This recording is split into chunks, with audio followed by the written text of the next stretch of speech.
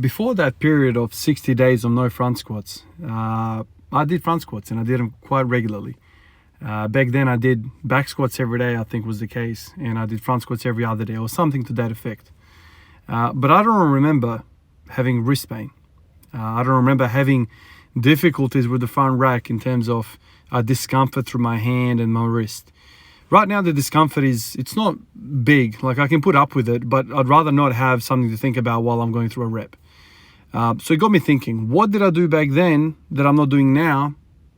Because something has changed. Something has definitely changed that I have now pain, whereas before I didn't. So I look back at the training log and look even further. I've been front squatting for a little while now. I've kind of been hot and cold with front squats for the last, or at least 6 months now.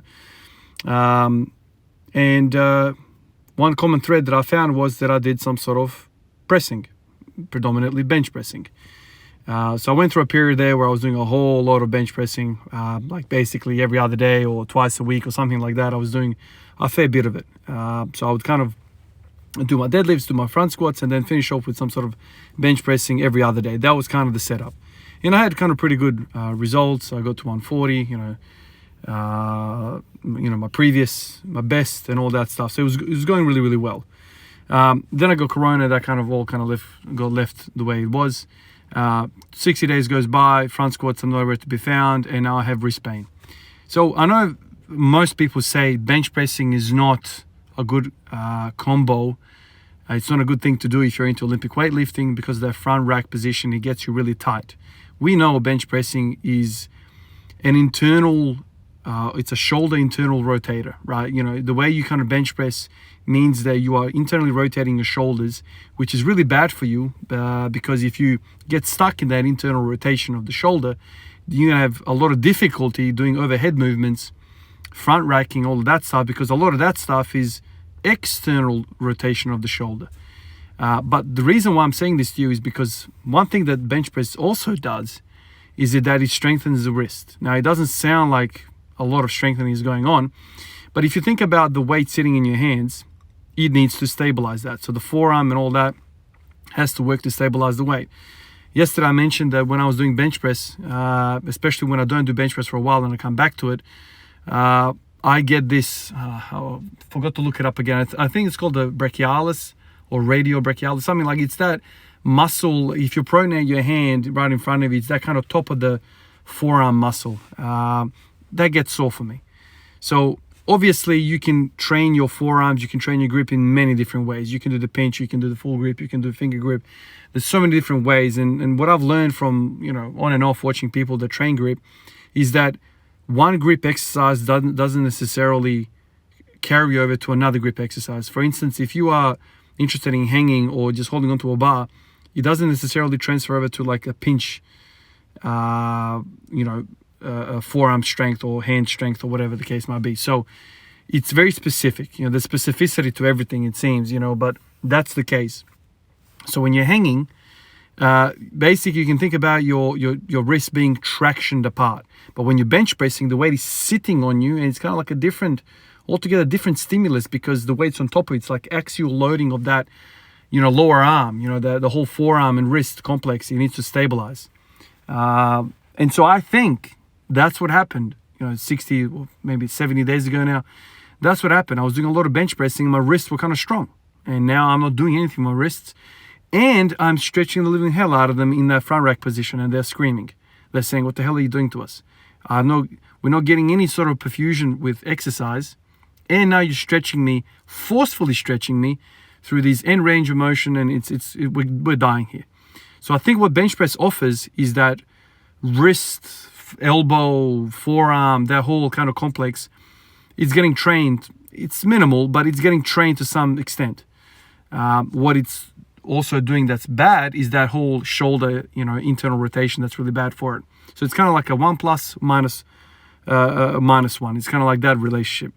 Overhead press, though, is, if I'm not mistaken, some of you guys, you might kind of correct me with this, but overhead press is external rotation of the shoulder. Whereas bench press is internal. I'm just trying to think about it kind of out loud here. But it's what I know about overhead press is that I think, I'm not 100% sure, but I think it's external rotation on the shoulder, and it's working overhead. And working overhead is really good carryover to what we're trying to do with the front rack and the front squat. You know, it's working that upper back musculature, it's working that serratus anterior, all that stuff that I kind of need. So it makes sense to do overhead press rather than bench press because of that shoulder complex, upper back complex. When you compare the bench press to the overhead press, the thing that overhead press is lacking is the sheer weight. We can move more weight with the bench press than we can with overhead press. So you're getting less of that stability stimulus that bench press kind of offers you in that wrist. So that's kind of what I was thinking. Basically, the way I work, man, is I've got like all this experience. I've got all this training log information, all this data that I can always look back and be like, okay, so this wrist pain never used to be in this period. What am I doing in the current period that I didn't do in this particular period? Let's compare. And it's very quickly you realize, okay, you're not doing much for your pressing, you know, for your wrists, but you're stretching the hell out of them. So this is where you kind of get frustrated. You get into a bit of a knot mentally, because as much as I want to focus on one thing and focus it on that only, basically for that exercise to exist, you need to do other exercises, and for those other exercises to exist, you need to do other exercises, and all of a sudden you're doing a freaking full body slam. But that's the way it is.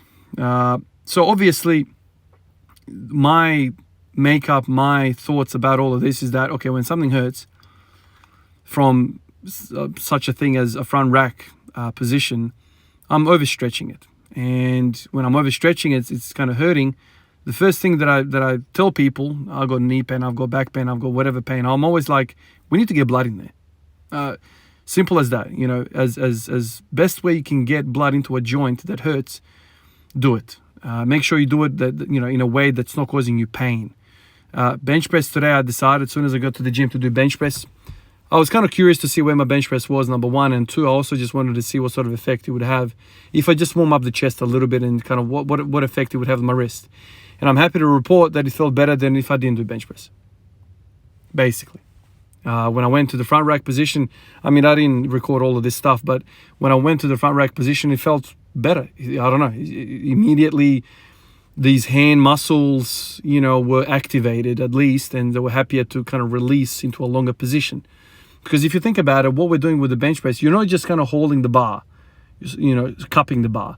You're actually supposed to clench your hands, right? You need to control it. And that process engages some of that musculature, which is maybe sore for me. So I did that. Also, you know, I'll say that I've lost some bench press strength. I definitely feel weaker, even though I've been kind of doing overhead pressing with the dumbbells, you know, once a week or something to that effect for the last few weeks. Man, for me, you know, it never carried over to my bench press. My bench press is the other way around for me. Bench press carries over to overhead press, which I kind of proved, you know, to myself. Not having overhead pressing, you know, for a long time. I went back and I hit 80 kilos, which is my previous best, purely just from benching. So everyone's experience is slightly different. It doesn't have to be set in stone, but for me, it doesn't make sense when people say OHP carries over well to bench press. For me, it's the other way around, for whatever reason. I don't know. But yeah, I went to overhead pressing. Not so much for the whole wrist thing, but, you know, I wanted to kind of do some overhead pressing for the shoulder thing, right? The whole upper back thing, serratus anterior, all that stuff. I'm trying to do some sort of overhead pressing now once a week, roughly. I'm trying to do that. In past few weeks I've been doing, you know, dumbbells. I've decided to do some barbell work now. And today I decided to do sets of 20. And my Lord, same thing again. 20 kilo barbell. 5 sets of 20 and I'm dead. I'm dead. Bump from hell through the shoulder. I was dead. Like, I don't even know like how to explain that, but I felt as though like my legs were done, my core was done, everything was done. Even though I didn't have a pump in my legs, it just wasted me. Yesterday was a big day from squatting and all of that. I get that. But my God, I thought I was going to be a little bit better today. But the OHP that I started off with, I don't know, man. Overhead press is a full body attack, man. It really is. It's a core exercise, it's a glute exercise, it's a quad exercise, it's a freaking everything exercise. Not to mention, obviously, the arms and the shoulders and upper back. So I did that, and then I knew at that moment I was pretty much screwed. So then I worked up to front squats, some sort of comfortable thing. Worked up to 120, went to back squat, worked up to 160, I think I did. And that was basically the session. Then after that, I kind of basically played around in the gym. I tried to do some rowing on the cables, just not even working out or training. It was just kind of messing around, playing around with different muscle activations, that kind of stuff. I did some barbell rowing with very lightweight. I did all that sort of stuff.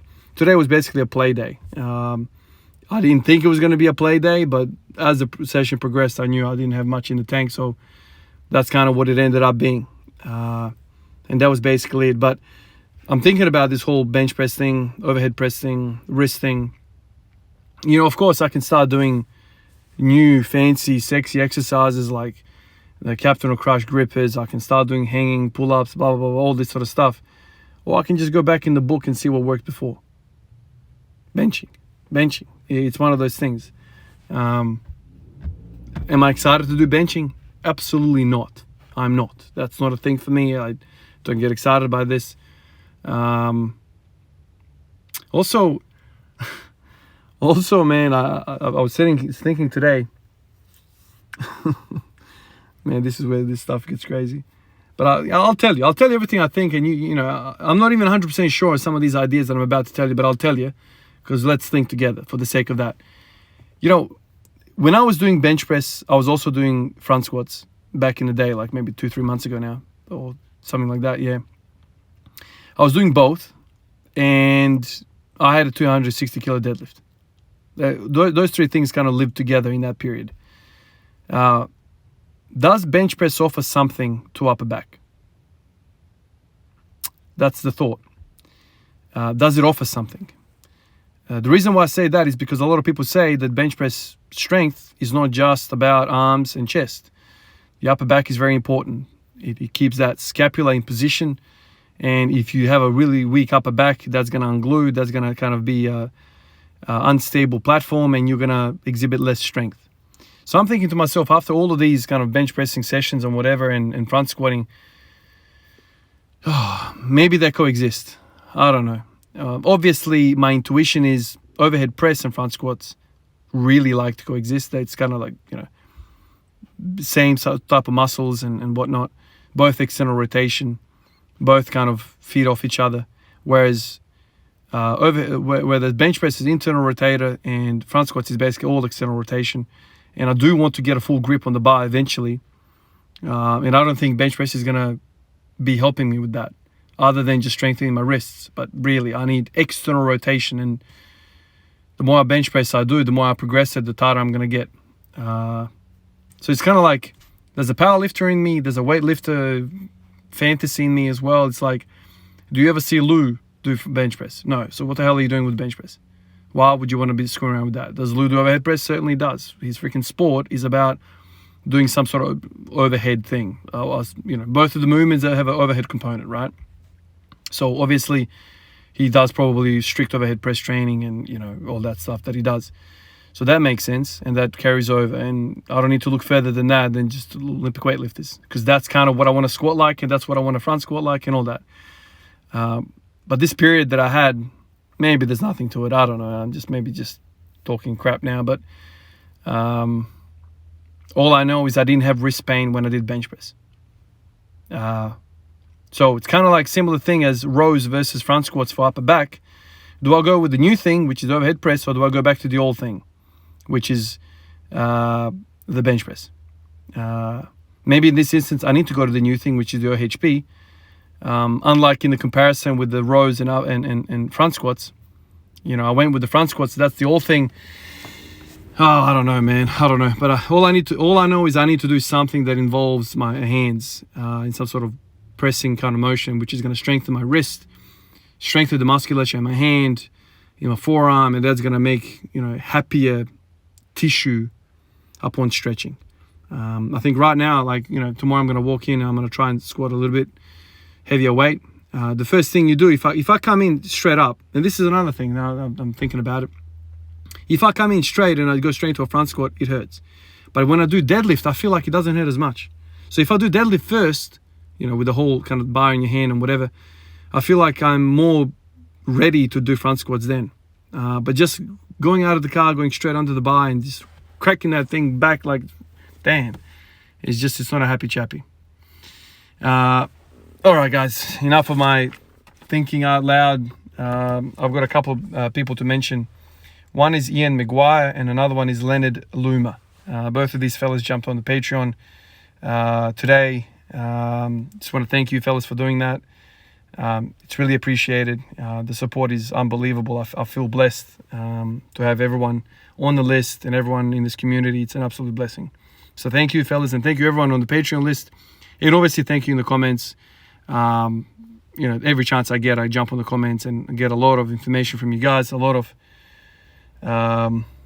tips, a lot of tricks, all that stuff, and especially around this whole front rack business. A lot of you guys are saying I need to work towards my full rack. That's going to help me. It's going to basically make it a lot easier. But there's an external component there of the shoulders that I need to kind of get.